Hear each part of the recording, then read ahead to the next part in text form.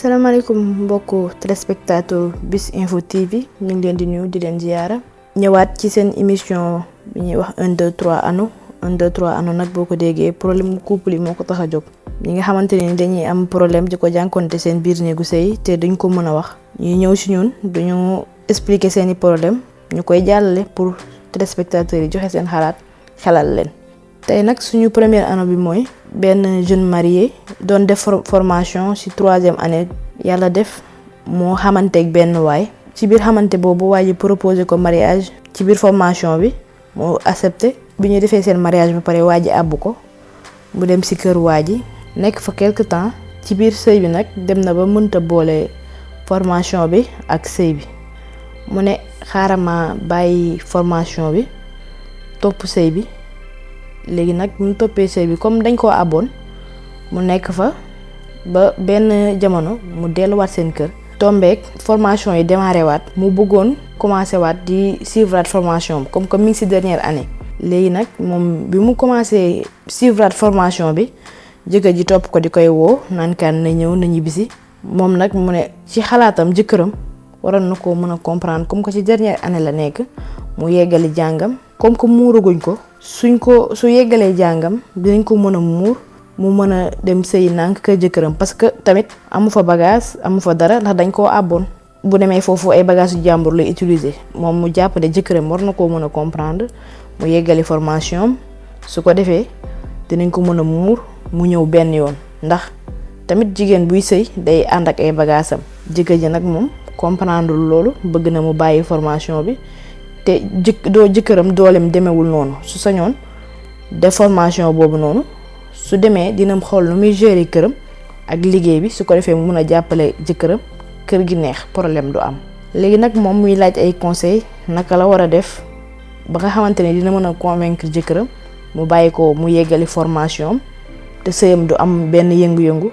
su ko defee ñu mën koo muur mu sëy si benn yoon. léegi nag mu ne ni laaj ngeen xelal ko ci naka la mën a def ba yeggali formation te du am problème ak jëkkëram à vos claviers. suñu deuxième année bi nag mooy benn xale bu jigéen la boo xamante ne nii nee na moom tarkaal la mel na ni jigéen war a mel tey góor gu mu romb danga koy bëgg danga koy sopp moom macha allah moom ci boppam xam na ni dafa jongoma dafa rafet moom ci boppam xam na loolu ba góor gu mu romb mun koo muñ yàlla nag natt ko moom ci biir góor ñooñu di koy wër di koy topp yépp moom bëggu ci kenn. yàlla natoo ko nag mu bëgg benn oustaz bi mu bëgg nag moom fexe na de tout pour mën a approcher oustaz bi ba am numéro ñuy échangeante ay message di waxtaan ba mu avoué ko ne moom da koo bëgg oustaz bi moom xamal ko ci biir waxtaan ne ko moom mënta nekk ak moom parce que ñoom ñaar compatible ñu ci wàllu solin ak wàllu jëfin moom mu xamal oustaz bi ne ko su bëggee it mën naa muuru oustaz bi ne ko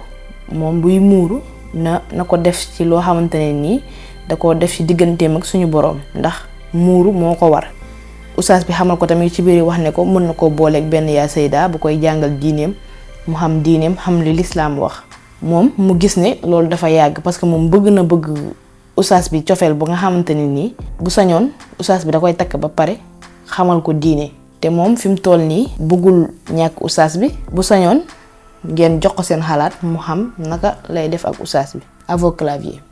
ñu jeexalee nag ci suñu 3e année bi toujours ñu ngi ci émission 1 2 3 année bi nag benn femme la bu yàgg ci mariage dund souffrance du mariage moom ak jëkkëram nag dund nañ 10 ans de mariage ñu am ci ñaari doom ci biir 10 ans yooyu waa ji di koy toroxal di koy dóor di koy saaga